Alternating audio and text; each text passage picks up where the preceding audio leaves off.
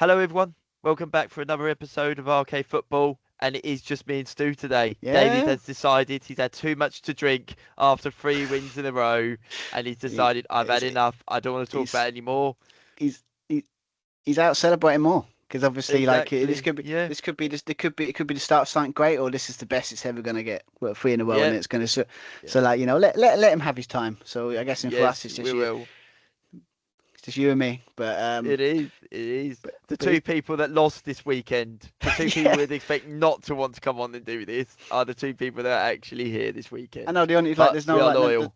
yeah, we're no winners on this podcast today. There's this Yeah. fifth edition. No winners. No, Oh no, God. there is not. But and painfully enough, Stu, we must talk about these games. We are I assigned to know. talk about these games. We must do it. Okay. So we'll start off obviously with the big one, and that is the champions losing at home, away. Sorry, to Brentford 3-2. I mean, I watched the game and I'll be honest, I was mightily impressed with the work Keith Andrews has done at Brentford. I mean, I was one of the first to say that they would go down. Yeah, same. Um, but he is using a method of football which is working. Defensively sound. They look really strong at the back. I mean, they still concede a goal every now and then, but everyone does. But they just look absolutely brilliant, and they've claimed another scalp on a big team. And I mean, they're on 13 points already this season. I mean, like, I think, what do you think? It's crazy actually, because obviously, it's just what I like about what maybe it's like a lot of this season, but like in general, Brentford is like the idea that basically like I don't know why we didn't clock it. I think I mentioned it before. Like, was it a coach that made job was before he became a coach was a throwing coach, and their biggest weapon is throw-ins, because Mm, like and no one can handle him. It's like literally like when obviously Liverpool would that go in the first 5 minutes when they scored. It's just like how much was it distance they can get on, and then get on that throw-ins, and it's just no mm, one we couldn't deal with it. I mean, many other teams like for example Chelsea when that 2-2 draw, like they couldn't mm. deal with it. Like it's just, I kind of love that there's like the old school football's kind of back a little bit. Like basically like Yeah. instead of all this like patterns and all that stuff, it's basically like, well, what was it? You can score from throw-ins, you can score on counters, and that's pretty much what Brentford is. Solid defensively, dangerous on set pieces, and dangerous on the counter, and pretty much that's why they won this game against us. To be fair, because while we were getting a couple of chances and kind of not, produce, as they having the quality up front, they were just ruthless. Like they basically Hmm. took what their positives are and just, like example, the idea of seeing like Brentford scoring a counter attack has basically been their MO. Like basically one pass you in, it's pretty much been their MO for every game this season. But yeah, I Yeah. mean. I don't know why. Again, this was another nervy one because obviously we got a bit carried away after that 5-1 win against Frankfurt in the Champions League. Everyone was like, "We're back," and it's like, "Well, yeah, but this Brentford side's quite good though." So, They've been and playing they all right this season. Yes, exactly. like, well, yeah, I mean, we all were. I'm shocked. I mean, it's one of those things in football. Like you glad. I'm glad I'm wrong. Like I'm glad I was wrong with this one because obviously I put was it him to get the first? Was it the first manager to get sacked? And was that didn't happen. So and Mm. obviously like I think it was yourself or I think other people that put him to be relegated. I put him like just to survive. I put him 19th, I believe. Put him But 19th. I think someone should put like they're gonna be like exactly what Brentford has always been like kind of like just a really decent mid-table side, and it's Yeah. how many good players they lost as well. I Like think that he's walked in there and he's done one thing that a lot of good managers at that part of the table should do, and that is capitalize, like you just said there, on what you're good at. Like set pieces, you always have the advantage because you're the one that's in control of the game all of a sudden. Like yeah, so, from like corners, from free kicks, from throw-ins, you always have control of the game. I don't understand this narrative of people saying, "Oh, if you're really good at that part and that's all your game, it's boring." Well, if it's boring, then how come teams can't defend against it? it's and That's also that's then there's no argument there. no, it's because it's like what was it? What's the definition of boring? Like, Mm, what's the yes, we want to look fancy football. We want to pass it around, that kind of pep kind of football. But like to their core, football fans just want their team to win, and they really do mm, not care how they win. So if all their goals are coming from set pieces, I don't think they really care. Like the scoring goals are winning, yeah. but I mean Brentford, like you can't sit there like they are like you can't sit there and say they're playing boring football because all the goals they scored against Aston is like really good. Like, obviously you had the great, was it little poke from the first one, and obviously the second one was a great through ball and a great finish. Damsgaard. I I mean that mean, if that's De Bruyne or let's think of someone else. Like my God, like Bergkamp or someone like that. Everyone's going like, watch this pass. It's incredible. But it's Damsgaard. He's not going to get the credit he deserves for it. It's a beautiful ball I know. I through to mean, Shade. and also, you got to give the guy credit. Obviously, after losing, like I said, like losing their best like assist to obviously to Arsenal, assist maker Mm. to Arsenal, like that he had to step up, and he definitely has. Mm. I mean, obviously, when you got that midfield, we got Henderson, he can do balls like that. You got them guard, was it them guard that can do goal, was it stuff like that? And obviously, we've got great, was it Thiago, that guy that got like. Yeah. What a signing he's turning out to be.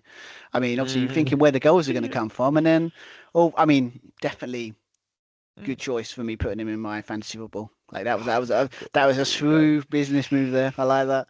But he was it like yeah? But it's just like it's like what's changed. I think something he hasn't really changed much apparently from what I've heard. He's kind of just like he's just kind of changed one or two things, and kind of he's still got some of the core players there, and it's working out great for him. So I'm Yeah. I'm I'm kind of happy for him because obviously obviously we've had previous episodes, for example when.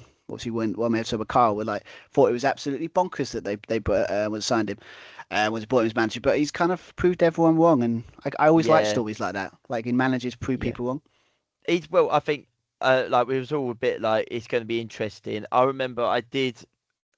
I was like, well, let's just see how he goes and everything like that. And like I said, I did think they would go down. I really think they would struggle because they did lose a lot of their big name players in Buemo, Wizard, Norgard, like you said about there. Yeah, They did look like they were going to be in serious trouble, but he's capitalised on the strengths in this team. They're doing really well. It's great to see, and Liverpool just couldn't deal with them in the end. I mean, uh, one thing that Liverpool did get right is they actually kept Salah in the team, and he did get him a goal. I mean, I what know. a goal it was! I think it was goal of the game, maybe you could argue.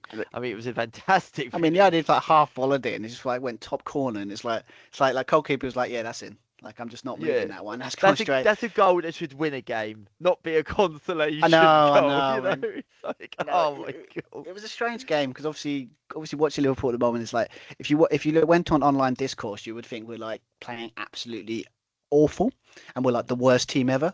But if you actually watched the game, so I have watched, sadly, pained myself to watch all these games at the moment.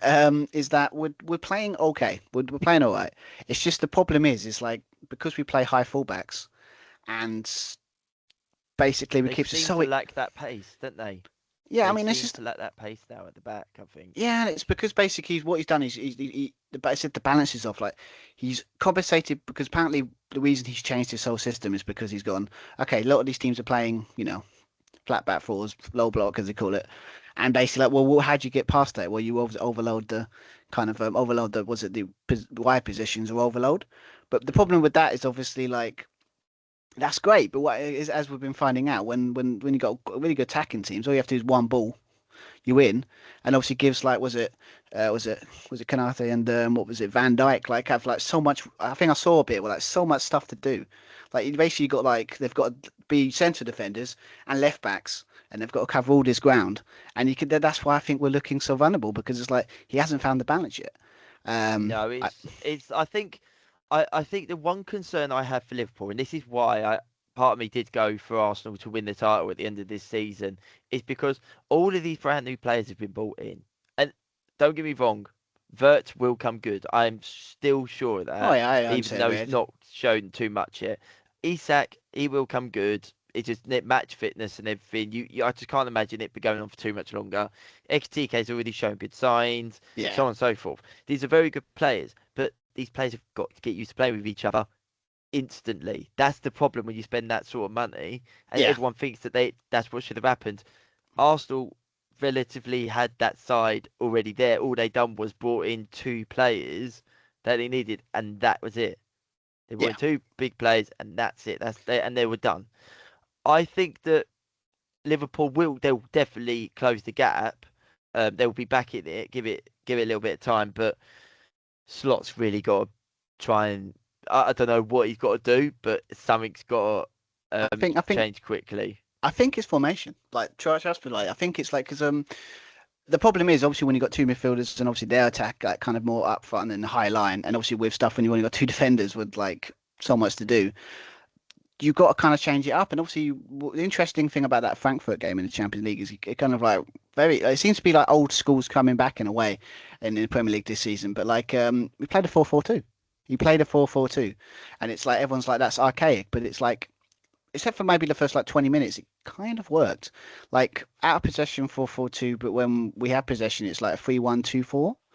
But then if you've got one extra man at the back, that means we feel a bit more controlled.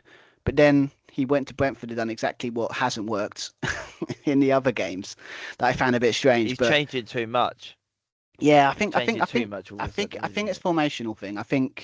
Obviously I think the injury to Isak was probably why he went back to the try and tested, because if you're gonna have, I think he put okay, we'll put Ekatike and Isak in the team and see what happens, right?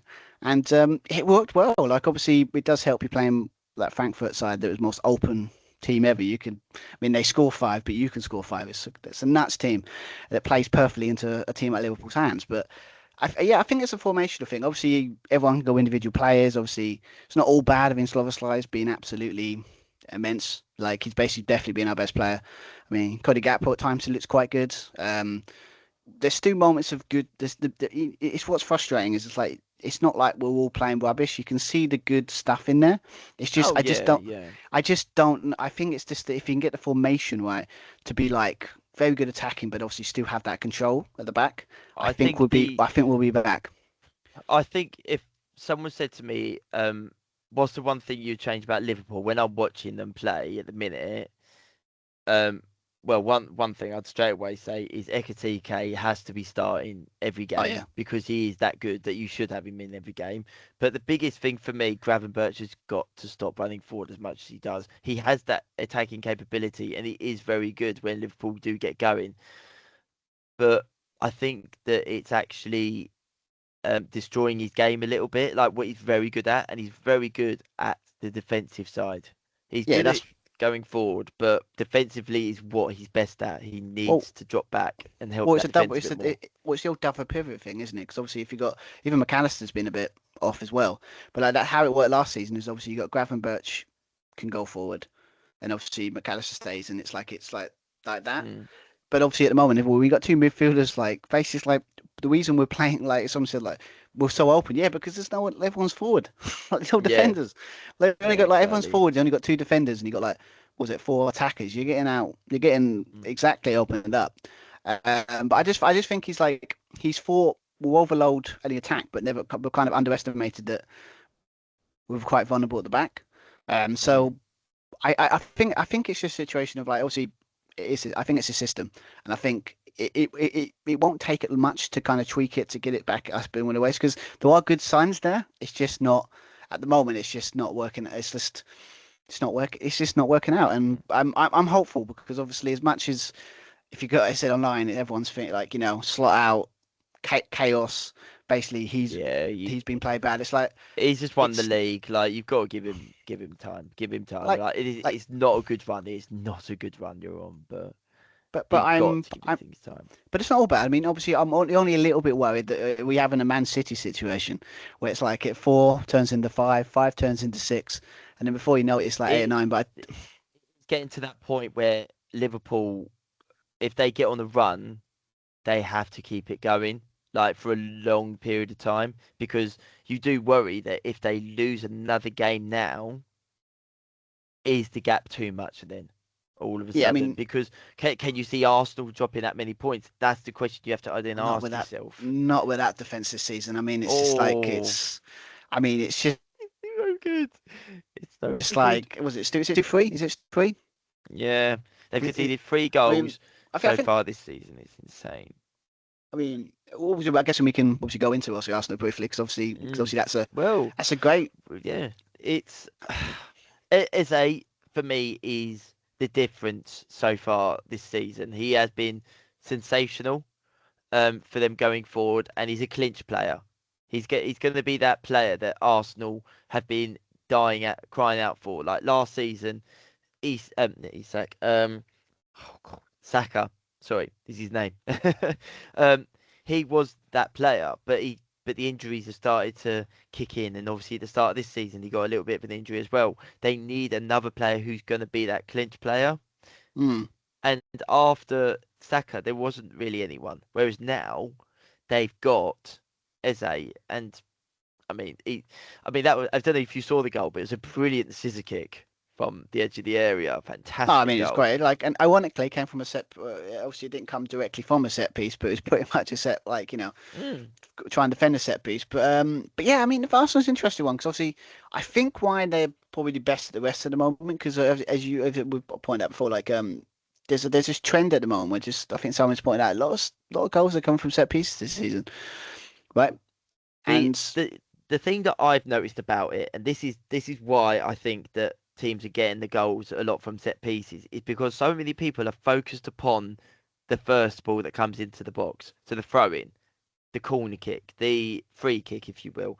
Every ball that comes in the box, they're so focused on getting that ball away, they don't realise that when the ball is headed away, where that's about to land. And it's yeah, exactly what happened in the Chelsea game when we conceded the equaliser. It's exactly what happened at Arsenal this weekend, and it's exactly what happened at Liverpool as well. All three of these things happen against big sides because they're so focused on what's happening there that they're not realising, oh, Eze's unmarked on the edge of the area. And it's like, that's the danger, not where the ball's going. It's there. It's right there.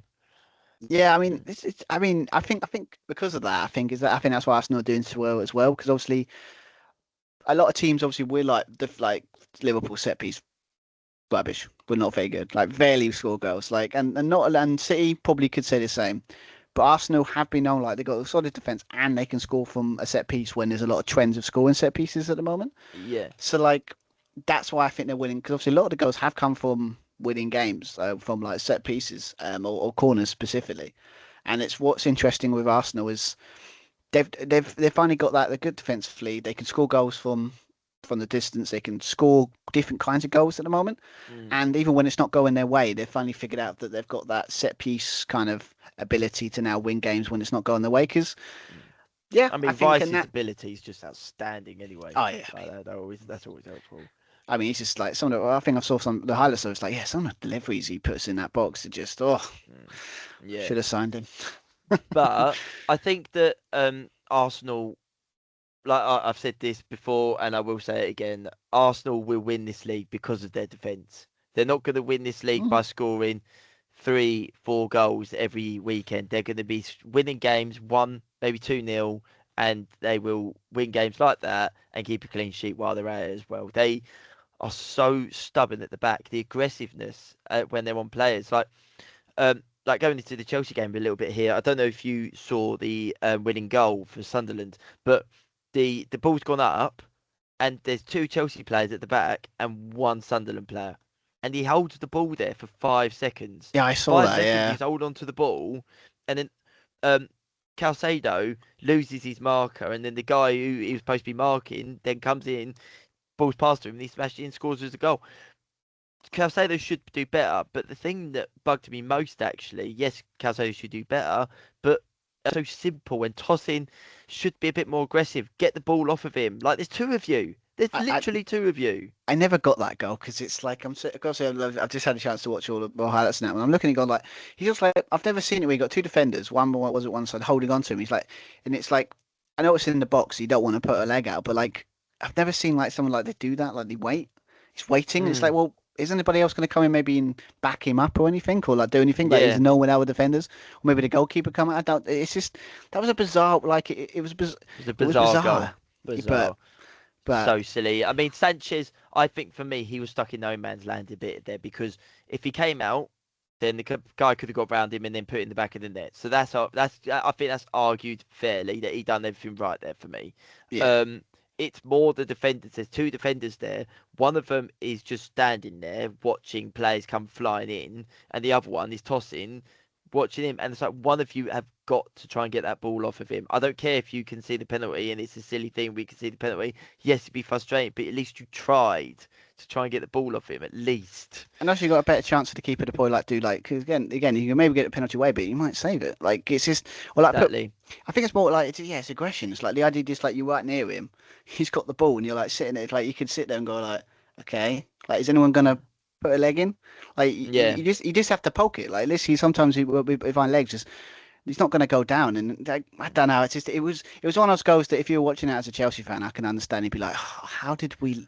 What is going on? Yeah. That, but I get. I'm a bit concerned about Chelsea at the minute because we're making changes going in like at when we're in the game, especially when we're in losing positions or in positions where we need to win the game, and we're making changes that are very pessimistic. Is how I like to look at it. And I Enzo Maresca has done a good job when he's been at Chelsea. I wouldn't say fantastic because he hasn't done anything that's unbelievable or anything like that yet. But I think the difference between us getting like winning these games where our backs are up against it at times and us losing these games is that pessimistic attitude when it comes to the substitutes. Like we need to be bringing on better players when we are in these situations, not players who aren't going to win us these games. I mean, could it be a situation because obviously you're I mean, I don't know if a lot of your defenders that have also been out a while, like have obviously come back from injury. Could that be the reason why? Because obviously he's like lack of defensive cover. Um, Maybe he's a bit more conservative because he's thinking, okay, maybe like we're I going to be vulnerable in this area, so maybe short up there, maybe.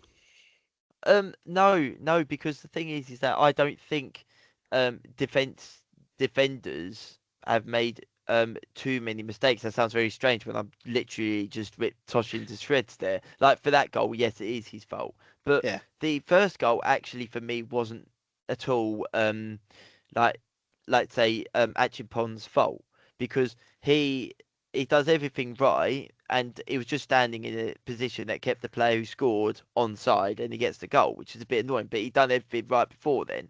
But it's more Pedro Neto who's marking the player who is clearly keeping this space wide open for that second ball for when the throw in comes in.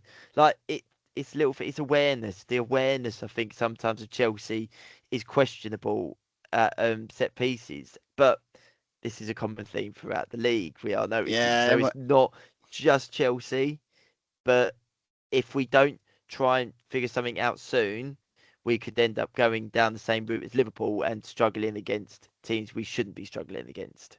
Yeah, I don't. I mean, So it's going to be interesting because, like, obviously, when you go through seasons, there's always like that kind of tactical tropes that kind of crop up, and then kind of teams kind of mm, figure out. I think this is one of them. I think it's like a situation. Obviously, obviously, next probably couple of games, people are going to start realizing, yeah, we've got to start marking, like, positioning better for these throw-ins and corners because obviously a lot of people have got capability of scoring them now. mm, But yeah, as you are right. So I don't think it's just a Chelsea thing. I think it's like it's a Liverpool. A lot of mm, you could say City as well because obviously they had their obviously the goal from was it Cash was it that kind of won Aston Villa that game. That was from mm, like it's the same idea, wasn't it? Like he didn't defend the corner. And then obviously he mm. just smashed it and it went in. It's the same thing. Yeah, But yeah, yeah, I think it's just a trend going through that basically this is why I keep saying feels old school because it's like again it's old school kind of like early yeah. 2000s kind of football where like people are scoring like was it either worldies outside the box or like some really or just like good headed goals or just scoring all these corners and throwing or like Mm, 0809 was it Stoke City Tony Pulis type team or like just like the throw-ins like yeah, we yeah. can't be the only one that's sitting there going like oh a team that's good at throw-ins like who does that remind you of Mm. You No, know, Stokes, exactly. but It's an era of football that when people, like I said earlier, it's not boring because it's winning games and people aren't being able to defend against it. It's boring if it doesn't work. If they try a method and it doesn't work, that's boring. If it's yeah, because working, it's not boring. It's winning games. And hello, you're a football fan. That's what you want to see. yeah, You because want to it's see your team winning. So no one and we want to cares. see. And we want to see teams win different ways. That's something I like Yeah. about this because, like, for so long it was the Pep way. It was you've got to play that kind of positional, kind of passing move type stuff. But now it's like everyone's like, no, you could just be a good defensively a counter, or you could just be, oh, we're good at set pieces. We can be that team. Mm, And I think there's a lot more option, different kind of teams in there, and I kind of like it. I think that's why. obviously the promoter sides are kind of working because I think Mm, they've figured that out. And yeah. obviously, one team, obviously, as we talked about many times, is definitely thriving from that kind of Yeah. approach. Yeah. I think But Sunderland, they've proved all their doubters wrong so far. I mean, they're halfway to potentially what is going to be enough to keep you up, you'd think. But question on Sunderland before we move on as well. Do you think that they can stay in the top half of the table after the Christmas period? That's the question. Like, so their games going into the end of this year is as I read now. So let me just get these matches. So you've got yeah, those right. So you've got Sunderland at home to Everton. You've got Arsenal at home. Then you've got Fulham away, I suppose we will. Bournemouth at home, Ooh. Liverpool away, Man City away, Newcastle at home, Oh, Brighton away, Leeds at home, and then Man City at home. when's that I Newcastle think one? that is at the Stadium of Light. I personally Hmm, think it's gonna be buzzing now. that if you're talking about the Sunderland that has been playing the way they have, I reckon they will get 12, maybe a bit more points from those games. 12, I would say maybe more from those games. And I think if they get that, that would put them on 25 points for the season going into the second half of the season. They'd be buzzing with that. I mean, yeah, I mean, Yeah, like so I think that they could, but if the Sunderland side that we to all expected to be toe up, then they could be in the bottom half, like maybe close to relegation by the time it comes to Christmas as well. what is it? The goals dry up, isn't it? Because obviously a lot of their goals have come from like either set pieces or just like I think if I looked at some stat like if like how many chances they create in a game, it's not a lot. They don't It's they not, but that means they're clinical. So that means that Isidore is actually being clinical when he gets in front of the goal. That's what that tells me. well, I mean, yeah, but then it's like you can always flip it, and it's like say it's critical, but also it means what happens if that dries up. Like again, but then we said that last season about Get a Nottingham Sunderland Forest, and fan from the crowd. yeah, like, Help us, please. but like I said that about Nottingham Forest, like oh when that dries up, and it's like but where they go where and so fast. So I don't know. I think it's more a situation of just like it's got a team that's good defensively. They've got one of the best keepers. I mean, my God, he's one hell of a keeper, and they've got was I think they signed him this summer, didn't they? I'm sure. Yeah, They yeah, what a sign that is like, but like they've definitely the old school kind of promotion. If you want to stay up, you need a very very good keeper, and they've definitely got that. Defensively, they're yeah, solid. Maybe the goals might be a problem, but again, it's working right now. And I think if they can get enough points to by that point, then even if they do have a slip, I think they still have enough to stay up quite comfortably. So, but yeah, I yeah. mean, it's nice to see. As I said multiple times, it's just finally a promoted side that actually goes for it and tries something different and just like, well, we played playing from the back in the championship. That's trying the Premier League, like different league, Mm. different stuff, and it's just Yeah, nice to see that to be fair, all the promoted teams doing quite well. Like everyone's got having their moments.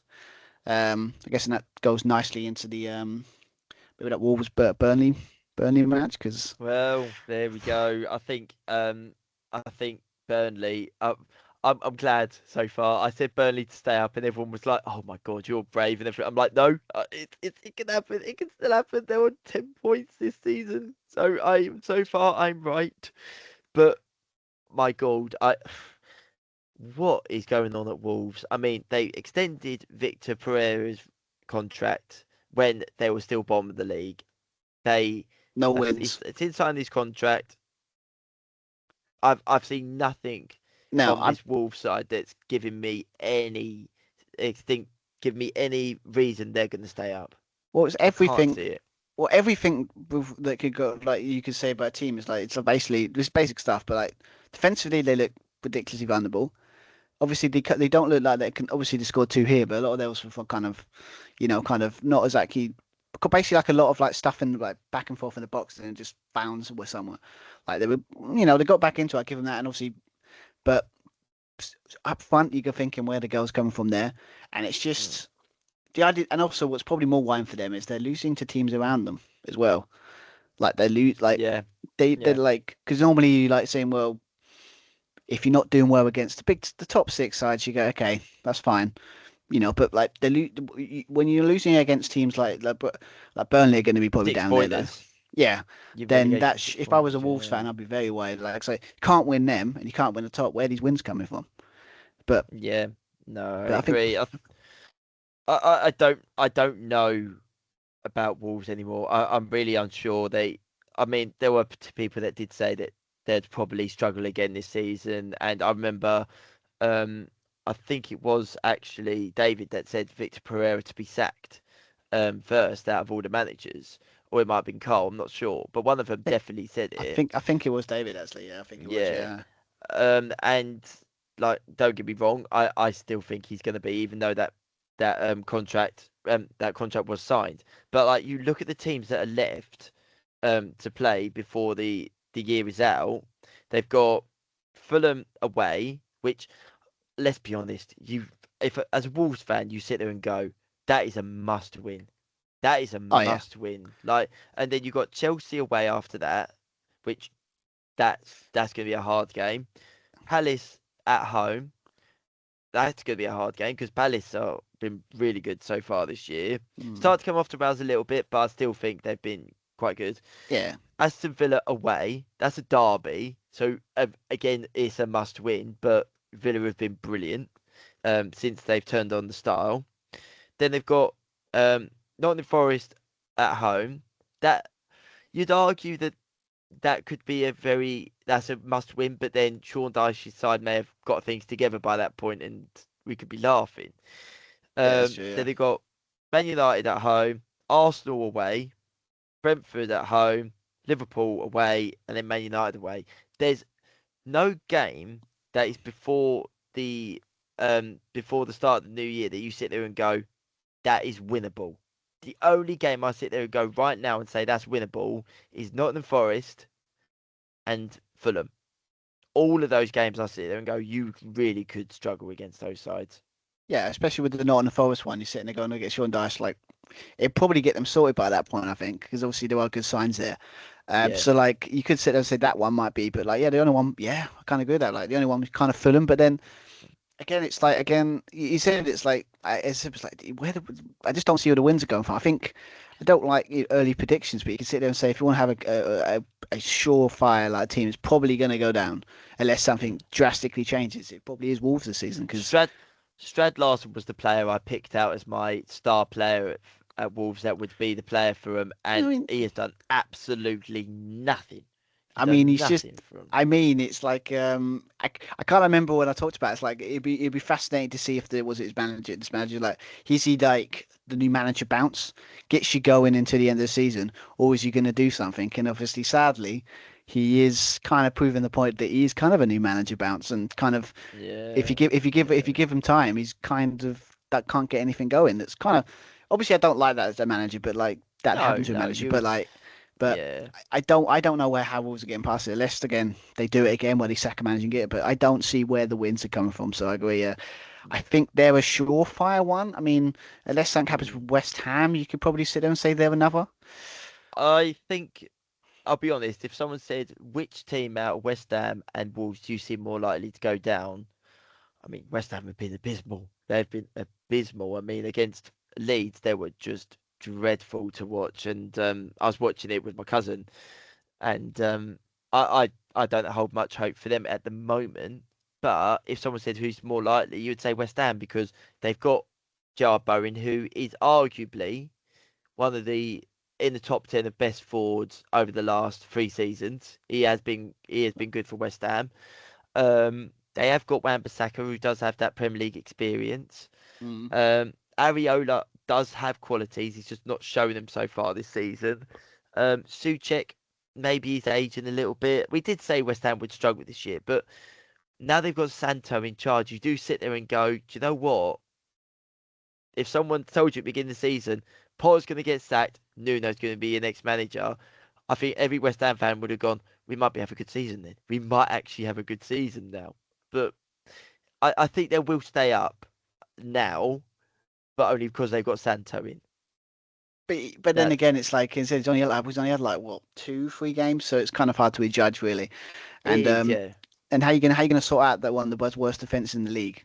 Like I know it's like known for good defense. Like it's gonna take a while because again they're still leaking set. I know we're talking about set pieces, but again they just can't defend corners. They just can't. No, Like no, if they if can't. it's like literally as a situation of like if you want just like how you gonna if you want a situation how are you gonna do West Ham in a game? Like well we'll just get a corner because they probably won't defend it and we probably score. So it's like it's just They look so nervous at the back. They I do. They know look so shaky, and it's. I think what Nuno needs. He needs to get through this season. He needs to basically go like, look, lads, get through this season, and then after once I've got the summer, I can then make this team what I want it to be, and I think then West Ham will do well. But they have to stay up. They it's have just to. it's This is exactly what he so did at key. Nottingham Forest. It's exactly what he did at Nottingham Forest. Like he Yeah, just kind of when he came in like halfway through the season, he kind of kept them. Was it kept solid enough, and obviously kept them up, and then yeah, obviously got the players he wanted, and also he had that spectacular season last season. I think yeah, I agree with the kind of situation. If you're going to choose out of the two, West Ham or Wolves are going to find the way out. Better chance to find the way out of that situation. It is mm, definitely West Ham. But yeah. yeah, I mean they've got. I mean, a lot of work to do. There's so many problems So with that much. team, but like it's just funny because obviously David Moyes. It was like when they were with David Moyes, he was like that's what their work was. They were hard to beat. But now it's Yeah. like. And it's like it's ironic. It kind of proves how what a great job he did there. When it's like obviously now he's gone. Mm, They've been through three man. This is like their third manager since he's gone, and now mm. defensively they look very vulnerable. I So I think though part of that is down to an aging squad and a chairman that doesn't feel like he wants to invest fully in this side. I think that's the point we've got to with West Ham. I wouldn't be at all surprised if they did go down, but it would be a big not upset, but it would be a big club going down. It'd be a big club going down, especially a team that won a European trophy within the last 5 years. I know it's We're a talking pretty. about as well. Oh, as you probably would agree now because you won it last season. It's like it's a proper trophy. That it's a proper It is. trophy now. It's a proper trophy, same as the Yeah, Club was World it? Cup. Oh, Anyway, oh, we're moving on oh, swiftly, Stu. No, the other team though that I think we've got to give credit where credit is due to is Aston Villa. I mean, they they had a really poor start to the season. They didn't look like they could score a goal. Things really weren't on the up for them at all. And now they're above Chelsea on 15 points. And they are what 2 points off of the European places. I mean, yes, it's early stages in the season, so you don't want to get yeah. carried away or anything if you're an Aston Villa fan. But you've in the last three games, you have last four games, you beat Fulham 3-1, you beat you beat Burnley 2-1, beat Tottenham 2-1, and you beat Man City 1-0. I mean, after the start you had, that's not bad return. That is not a bad return for Aston Villa. And Yeah, long may it continue from because I mean you hope it's not this weekend, I bet. But yeah. no, like typical. They have to get in form when they have to play us, right? Typical, just typical. But I mean, I think this is why it was. This is why we were so baffled by the situation at Villa because it was like nothing's really changed. Like they haven't sold anyone big. I mean, obviously they've kind of like they haven't. I admit they haven't brought anyone big in or like any big Mm, like one or two good like one or two signings, but nothing like eye catching. mm, So we're kind of figuring out. So nothing's changed, and the system's still there, and they've still got the same managers. So why are they struggling to score? So we're all kind of baffled, but I guess it's a perfect example of just patience and time. When you finally just keep going and kind of like hope eventually it will click, and then well, obviously in this situation, yeah. last four games it has. So Mm, it was weird. It was just strange because we're all scratching our head because it was like they've all got they've still got the players are still playing the way, and they've still got the players that got them so well last season.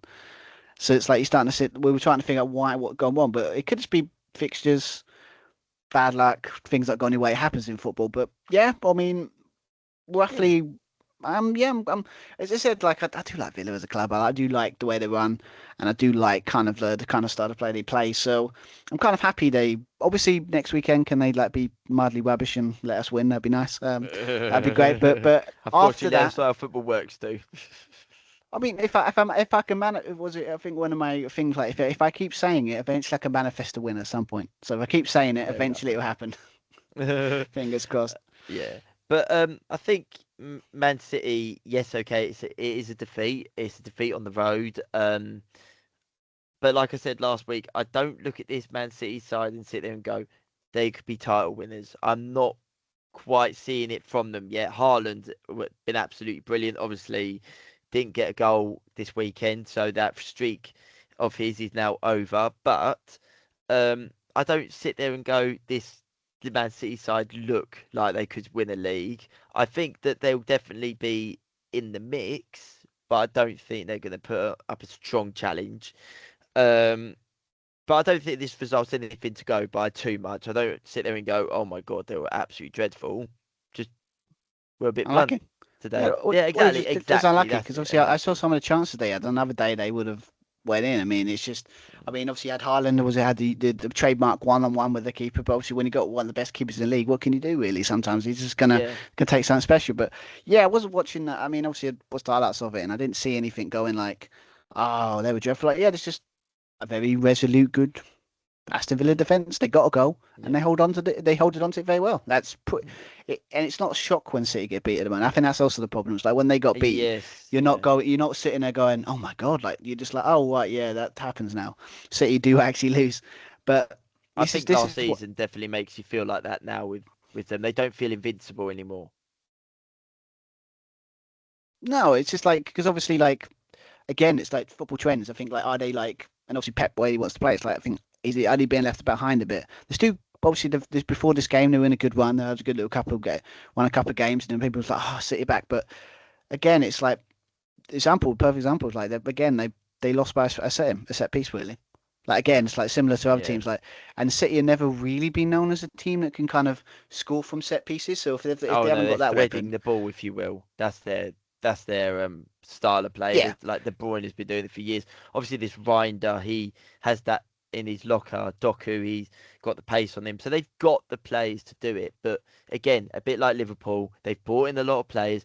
It needs to be like they need to get into a system, find a way of getting the best out of these players. I mean, will Guardiola be manager at Man City when these players finally find a way of playing together? We'll wait and see. We don't know.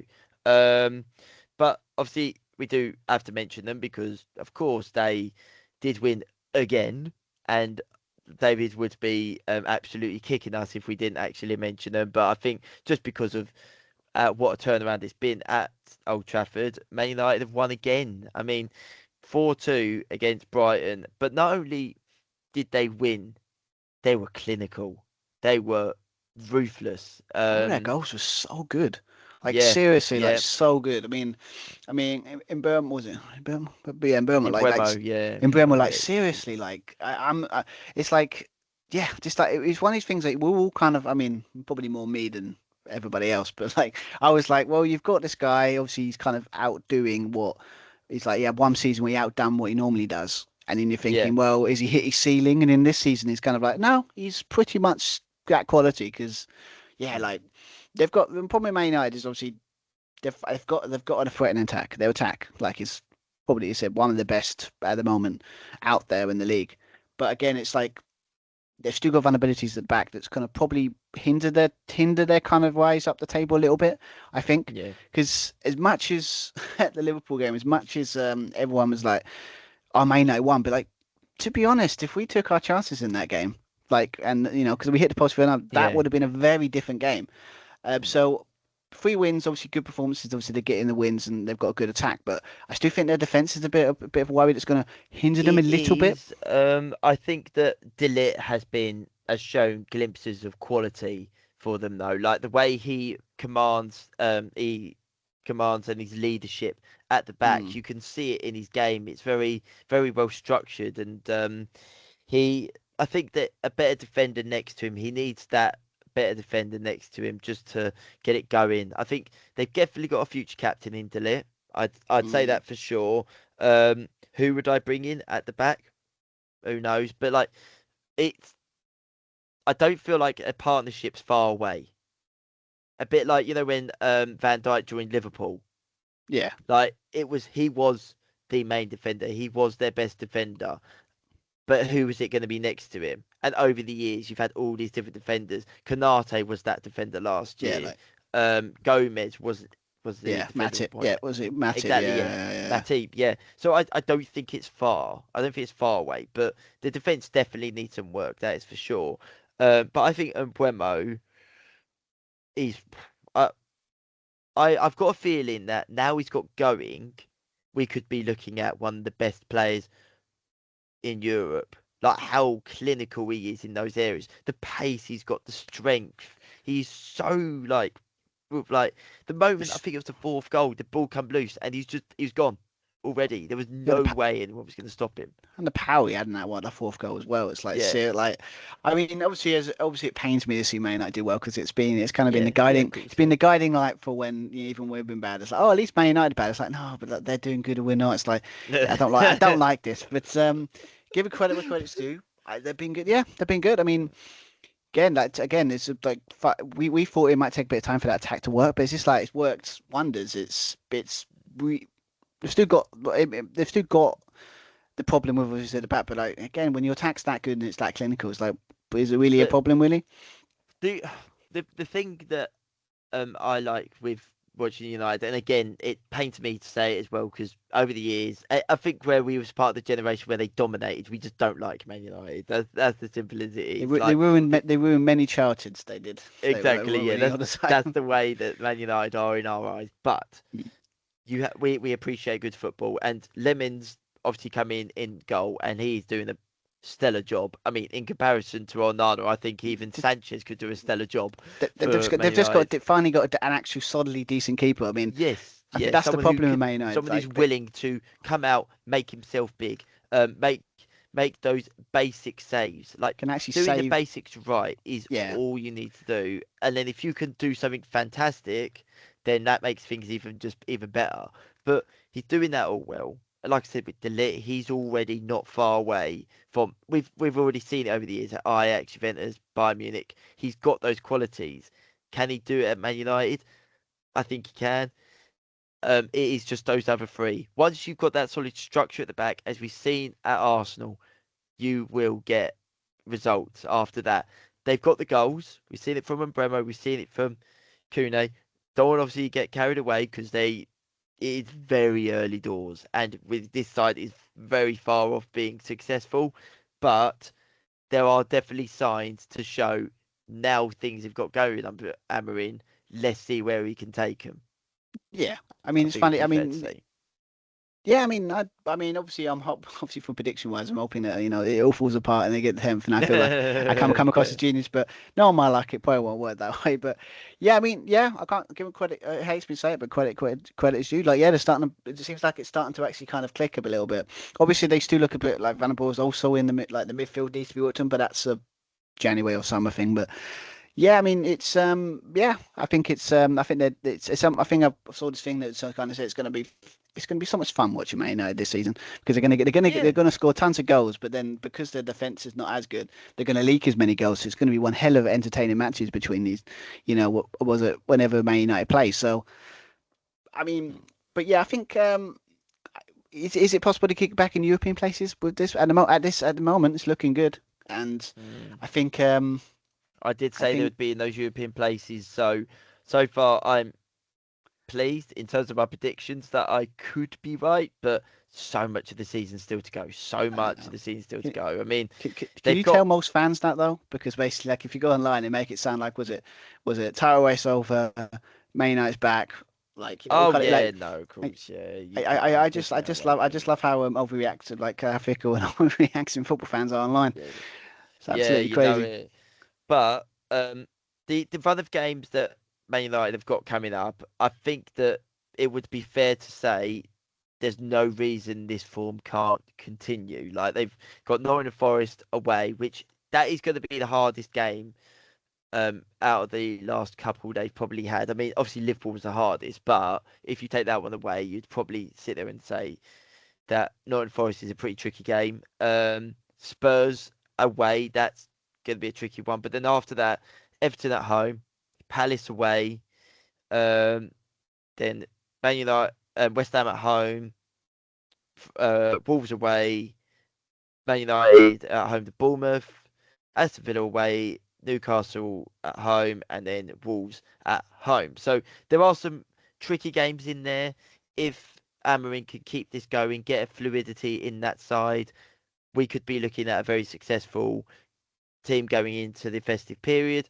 But then there is always that feeling of you could just go back down that way though, Yeah, and I then mean, all of a sudden you're in trouble again.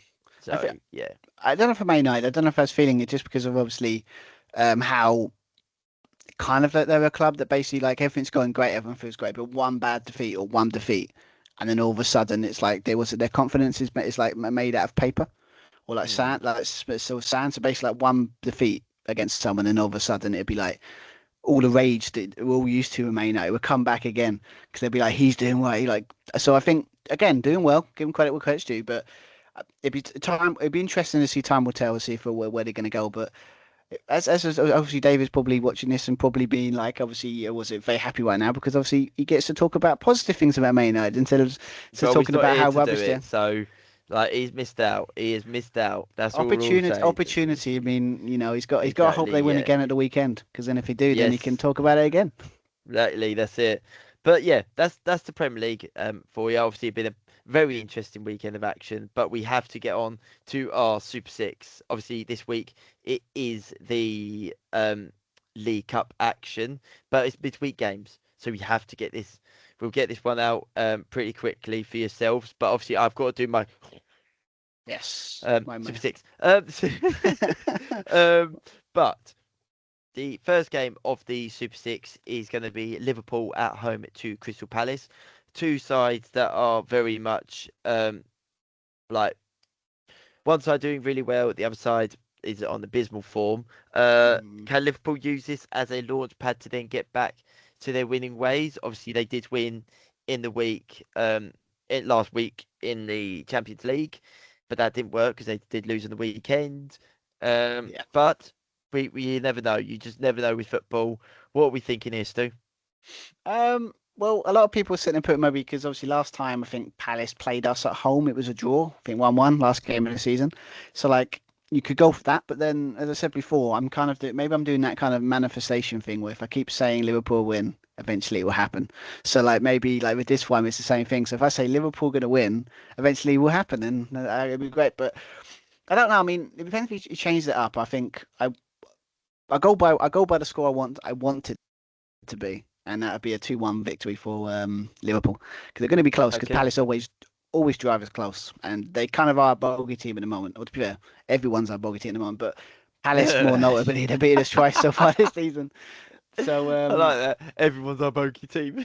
it kind of is at the moment, but Palace precisely because think about Yeah. it, they're beating us twice this season, if you Mm, count the Community Shield. So it's going to be a yeah. tough one, but if anything's going to signal a kind of resurgence, would be a bit of beating Palace. But I hope this is 2-1, but no, like it'd be a draw, but I'm going Yeah. 2-1. Okay.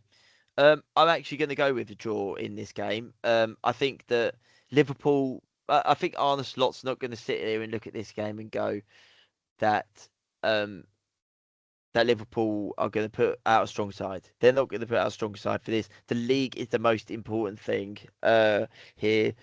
Um, they'll put out a young side to rest their players for the weekend, especially with Aston Villa, a team that is in form. Palace will probably go for it because they they're going to thrive on winning trophies at the minute, so they'll want to go for it in this game. Um, but yeah, I'm going to go 2-2 and then Palace to win it in extra, win it on penalties What because again? it won't be extra time. Yeah, yeah, yeah, Again? yeah, yeah, yes, yeah, I yeah, can't be I yeah. can't be doing any The penalty mighty shootouts, Henderson. man. Like I can't be sitting like as much as my nerves have been shot too many times in the first couple of games of Liverpool. If another a nervy penalty shootout, no, I'll rather get destroyed and lose the game than have a penalty shootout. So none Because of you know that, you could mate. walk. Because you know you could walk away without watching penalties. Is that it? But like, to be fair, when you're in bad form and you do penalties, it's not good for you. So like, no, like either lose the game or just win it. Just don't be What doing if this. you draw but you win the penalties? Well, that's totally different, of course. Oh, here we go. But like no, but like penalty shootouts in general, when it's not going your way, it's like they're nervy as hell. Like it was Oh, they're like horrible. They're absolutely oh yeah, it's like horrible. it's like that pit was last season with PSG. It's like watching that. I was like, I hate penalties so much. Yeah. But so yeah, I was saying is hope your prediction's wrong. I hope it's wrong Okay. because Fair enough. I don't want penalties. Sorry. And then you got Arsenal at home to Brighton and Hove Albion. Now I'm thinking Arsenal. Uh, will they go full strength? No, but will they win the game? Yes. I'm gonna go with. I'm gonna go 2-1 Arsenal. I don't think they're gonna blow them away. I don't think they're gonna play their strongest side. Definitely not. Mm. But I don't think Brighton's gonna have enough to overturn them. So yeah, I'm gonna go 2-1 Arsenal.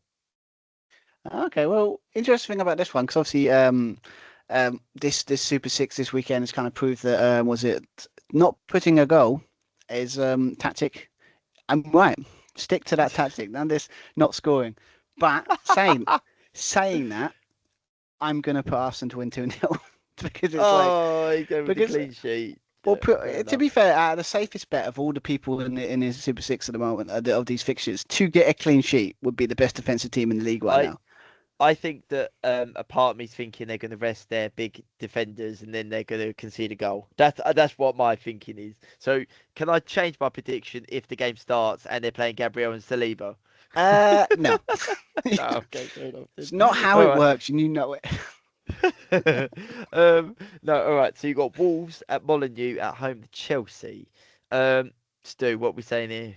I mean, as much as what all the things we've said about Wolves at the moment, it's like even when you're doing bad, a cup competition always could be that kind of bright spark when things aren't going your way. And obviously, it depends on what Chelsea do. I think again, it's going to be a close one. I don't think it's going to be you gonna because it's not going to be crazy. I mean, obviously, I could put 3-1, but I do think it's going to be a close one because obviously Chelsea have their availability as well. So I'm going to put 2-1 Chelsea. Okay. I'm gonna go 3-1 Chelsea here. I think that Chelsea, even their second string side, is going to be so much stronger than what Wolves can offer. I think they will get a goal because I don't look at Chelsea and think, oh, you're going to definitely not concede a goal. I think it's a game where I would take advantage and actually rest some players here. But yeah, I'm going to go 3-1 Chelsea. Um, okay, moving on swiftly then. We have got Swansea City. Is it the Liberty Stadium still? Is it still called that? Or am I Well, showing my age here? we'll keep calling it that because I think that's I'm like it's going to just call like it yeah. that. I'm going to call it that. So, the Liberty Stadium, just like they call it the new Wembley, it's still the new Wembley, even though it's like what, nearly 20 years later. Yeah, technically it's 2-0, like new, I Yeah, guess, but yeah, I mean, yeah, yeah. But yeah, Swansea City at home to Man City. I'll be honest, I have not watched much of Swansea City this season, but their form is a bit up and down by the looks of things. Uh, I think that in terms of if you're Man City though, they always seem to rest players for these sort of games. But you could then argue as well that Guardiola loves winning this tournament. He always seems to I mean, he won it he like does 4 years in a bag row it. one time. Like I Yeah, think I'm sure he's won it more like last yeah, 10 years, like ridiculous. Yeah, I yeah, get what you mean, but yeah, yeah. sure. So I'm gonna go for. A part of me wants to go for a Swansea win, like a cheeky Swansea win, just to throw it out there. But then you know that if you get it wrong, you're gonna look so stupid, And you're like getting going for that anyway. and also on the table, you're getting closer, mate. You equal on points for that. You're getting there. That this weekend, that's Of course, moved you up the catching up. table. I'm So catching.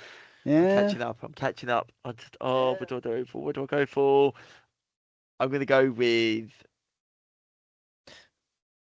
I'm gonna go with Swansea 1-0. Oh my word! If you get this right, I'll be yeah, fair play to you. But like, I think No, you're I'm gonna. gonna go. Yeah, yeah. Well, I. It's always there's always one game that produces a shock, and that's what I'm gonna go with. It. I'm gonna go with they're gonna produce a shock. So yeah, hmm, go as on, much as I would join love to, me, join me, I join can't. me. I want when purely for the fact that because one. Mostly where I am positioned in Super Six, I kind of still want to extend that lead, and also two, and I don't know, just I think it's again even City. I think it might be one of those games. It's like there was stern resistance from Swansea, like where they kind of like they hold out City for a while, but when that first Yeah. goal goes in, I think it'd be like 1 or 2 or 3. So I'm going to put 3-0 City to win. Okay. Like fair play if you get that right. Like, fair play to you. Oh If you get mate, that, if you I come get across that as a right, genius. I should get money for it. Hey, you could put a bet on Super Six. Just saying. Yeah, yeah. But yeah, anyway. Um, Newcastle United at St James's Park to Tottenham Hotspurs. Now, this game for me is going to be interesting. But who's going to take this competition seriously? You've got the holders against the 2007 League Cup winners. So what are we saying here, Stu? I mean, I think they're 2007, both. no, sorry, 2008. Sorry, 2008. That was really bad. I know you want to forget it because it was Chelsea that they beat to win that Yes, I competition. But know. like, Yeah, I know. because I of mean, Jonathan Woodgate. my word, now we're going back. Jonathan Y- bloody Woodgate. I But know, like, yeah, I know. it's ironic because he played for Newcastle too. So it's like it's ironic, isn't it? But I think it's because two sides are kind of like Newcastle are doing good in a way, but then still got the vulnerabilities and top them not do like a bit of a mixed bag with them, but they're still kind of getting some decent wins. So it's got a draw with Norway in my opinion. Like I think, but it's got goals in it as well. I think it's got. I'm putting 2-2, but then. Mm, Go on, Stu. Oh, go on. You know you want to. I Go think on. I'm Go sticking with on. the 2-2, Oh, but I think Newcastle win on penalties. okay, fair enough. I'm actually going to. I don't. From what I can remember, I don't think Brentford ever really had a good cup record under Thomas Frank. He never Uh, really had a good one. I don't ever remember them going far in any he's cup not. tournaments. I don't think he's really a cup manager. Like, I mean, obviously he Yeah, isn't, obviously, but like you don't. Yeah, I yeah, can see that Brentford never really had a. yeah. But But then, like, you could then argue, oh, he's never had the depth. Whereas at Spurs, he's now going to have a little bit more depth. But mm, I think that I'm still going to go with Newcastle. I think that defensively they look really good this year. They obviously they got a big win on the weekend um, to get some vital points on the table as well. Can they get another clean sheet? Yes, I think they can, and I reckon they're going to win on the night as well. So I'm going to go with 2-0 Newcastle. okay. My is that the Oh, I've gone for another clean sheet. Oh, good lord. Here we go. We're building up the clean sheet here. And then we're You, going to go with the game that I really, really have no idea I don't know what's on about. it. It's the Scottish Premiership. It is Hibernian versus Rangers. I mean, the only thing I know about them is that Rangers recently got rid of um Martin and brought in another manager. Well, That's it. I know for a fact you know that because me and the other Matt have been chatting about it constantly on on the group Exactly. chat. But that's So all I know. That's all I know. I it's have so no weird. idea what it is. It's such a weird fixture to put like I when you got know. all these games in the League Cup, right? And you decide to put. I mean, I'm getting as a obviously my family's big Rangers fans, so kind of Rangers is kind of in my heart as well. So like, for me, it'd be like I can probably keep an eye on the Scottish League a bit more than probably most. But yeah, it's weird. It's like I saw that. It's like have they edited that? I'll give another day just to see if they've accidentally put that wrong. But no, yeah, this is the last fixture. So if it's in the Super Six, we've got to predict it. So What are you going for then? Go on. You go first. Go on. well, as I said, I do know a little bit about what's going on the was it Scottish Premiership because obviously as a follower of Rangers and also yeah, kind of always find it intriguing to keep an eye on what's going on in the league. It's going crazy. But yeah, I mean, obviously Rangers have been a bit obviously rubbish, basically. And basically they've just got a new manager, so they're starting to they got a win at the weekend, so they're on the way back. But Hibs have done well as well. So maybe I'm using the same logic as the was it Liverpool thing, where if I manifest they're gonna win, it will happen. So probably won't go this way, but I want it to happen. So I'm gonna go Rangers win 2-1. Okay. Okay. Um. Right. So I'm gonna go. I might just copy you, just because I don't know. It's fair enough, man. It's fair enough. No, I don't know. I don't know. And to I be and in the nicest way, 'cause I don't care. I don't well. care. I Like mean, I well, it's like you said that it'd be like sitting there saying, "Okay, we're going to choose like a League Two match," and you'd be like, "I have no idea what's going on there. Like, I've just picked one." don't. Oh, do you know what? I'm just gonna go with. I'm gonna go with 3-1, just to make it a bit different. I'm gonna go 3-1 Rangers, just to make that clear. 3-1 Okay. Rangers, not 3-1 Hibernian. And then they win 3-1, and you'd be like, "Miss a Oh, golden opportunity to get." oh yeah, you know it, yeah. But they are submitted. Obviously, we're not able to see what the Premier League games are for the Super Six, which is a little bit frustrating for the Premier League on the weekend. But so we won't be doing that tonight, which is a little bit annoying, but is what it is. Um, but I think that is it really from us tonight. Obviously, we will see you again um on next Monday, of course, and hopefully David will be back with us then. But yeah, that is it for tonight. All right, so it's goodbye from me. And it's goodbye from me. It's Good. been fun. So see you all next week. It's gonna be good. No, take care. See you later. Bye. Bye.